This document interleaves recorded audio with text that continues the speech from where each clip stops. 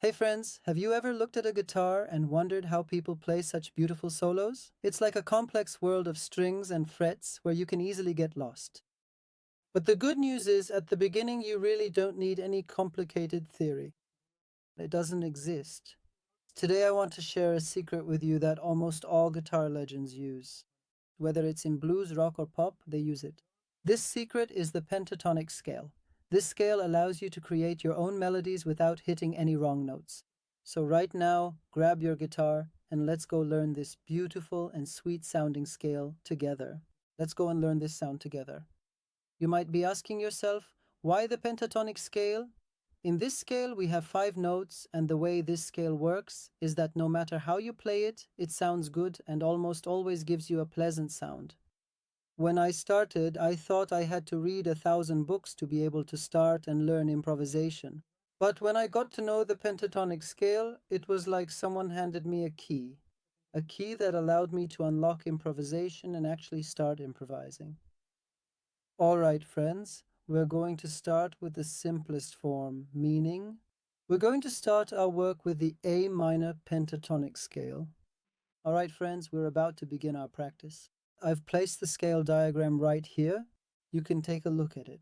Now we're going to play the scale diagram exactly on our guitar, so pay attention to the diagram starting from note number. We start from 1. We carefully choose our dominant index finger and gently place it on the 6th string, specifically at the 5th fret, with precision and care. This gives us our root note. The note A is our home note. Later you'll understand exactly what I mean by home. I pluck the string and hear the sound of A. Alright, now we want to continue and complete the shape of our scale. As you can clearly see in the detailed diagram, our subsequent musical note will be on the precise 8th fret. Now, we switch to a different string. We select the 5th string and play our 3rd note. Now, let's keep going. Finger number 3. I place it on the 7th fret and pluck the string. Now, I want to carefully change my guitar string and specifically select the 4th string. I will deliberately select my 4th string, then precisely place my first finger on the 5th fret of that string and gently pluck the string to produce a clear sound. Subsequently, the 3rd finger will then go on the 7th fret, also on the same string, to complete the desired chord or note. Now let's move to the 3rd string.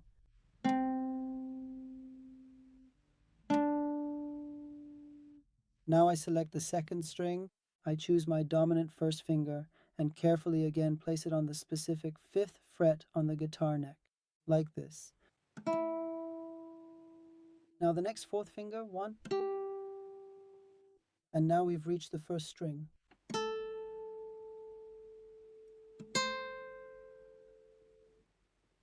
Please keep in mind that the 6th string is indeed a quarter note, the 2nd string is also a quarter note as well, and the 1st string is also a quarter note again, just like the others. The rest are triplets.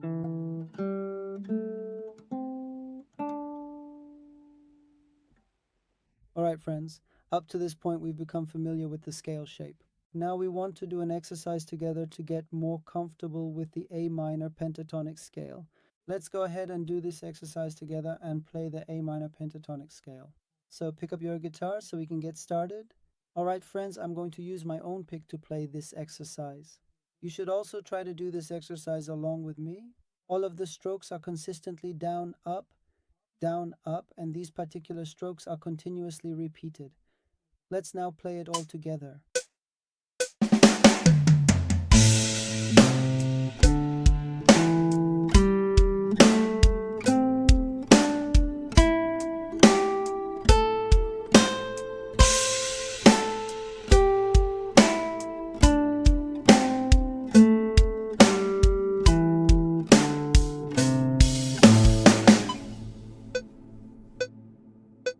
One of the common mistakes we often make at the very beginning is solely selecting downward, a common tendency. Get used to it from now on. Down, then down again, and finally up. Perform these deliberate strokes more slowly and with much greater focus and concentration. Slower speed. Always remember that control is more important than speed. By the way, make sure not to apply too much force to the frets. If you ever feel like you are applying too much force to the frets, take your hand off for a brief moment, carefully reposition it, and then try not to press too hard on the fret itself. Going up and down a scale is very useful, and it's like our fingers are exercising, but this can't be considered music. If you keep doing this all the time, it's like you're a robot just playing a scale. But in order to break out of this robotic state and add some feeling and musicality, let's practice some short musical phrases together and play them. For example, in the exercise we're about to do together, we'll choose 2 strings, then jump to the 3rd string and come back again. This helps us break out of that robotic mode and gives the melody we play some feeling. Let's go ahead and do this exercise together.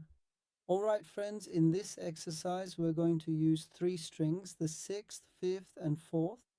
You can follow the sheet music, and if you're not fully familiar with the notes yet, you can follow the tablature. Let's get started.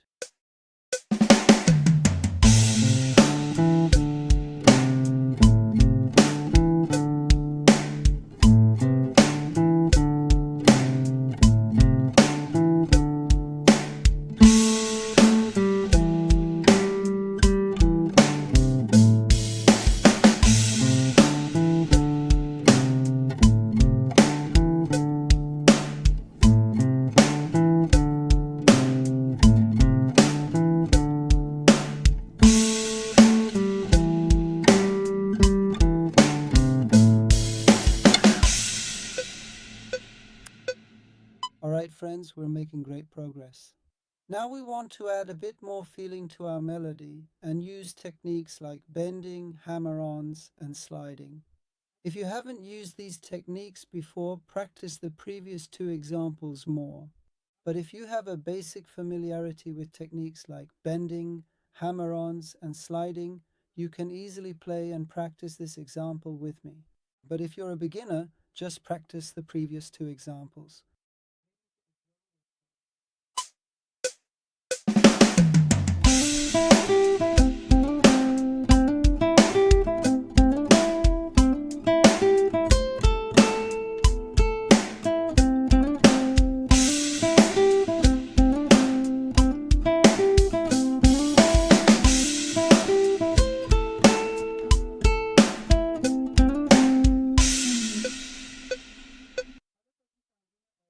Was to show you how we can add feeling to our notes by using bending or sliding.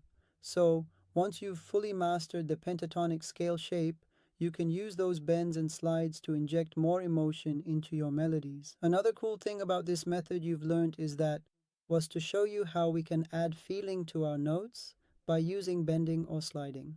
Once you've fully mastered the pentatonic scale shape, you can use those bends and slides to inject more emotion into your melodies. Another cool thing about this method you've learned is that it works like a template. You can apply this entire pattern. Move it around. If you take this same scale shape from the 5th fret and move it to the 3rd fret, now instead of the A minor pentatonic scale, you have the G minor pentatonic scale. That's because our root note is no longer A, it's G. Why? Because our root note has now become G. It's that simple. The entire guitar neck is at your disposal. Now I'm going to play the G minor pentatonic scale for you. If you want, you can play along with me and practice the G minor pentatonic scale too.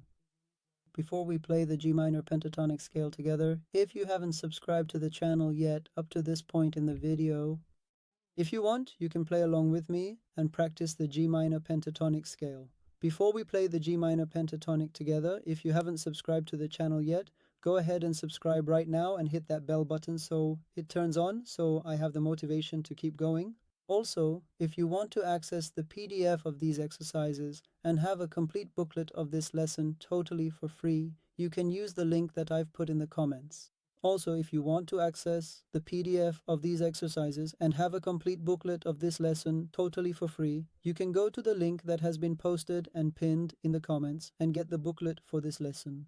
All the backing tracks and everything else are available on the Guitar Saga page. You can check it out there and get everything for free.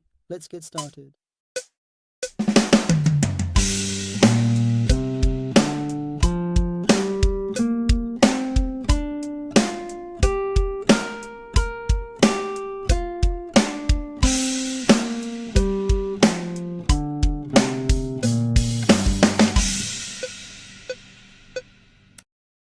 All right, friends, notes alone can't work miracles for you, nor can they sound very pleasant or give you a much better musical feeling. Repeating the same pattern over and over can get boring. That's why you can use backing tracks yourself and continue your improvisation along with the backing tracks. You can easily search on YouTube. For example, search for a minor backing track or C major backing track. And then, very easily, you can improvise over these scales using the 5 notes we've learned together and start your improvisation with ease.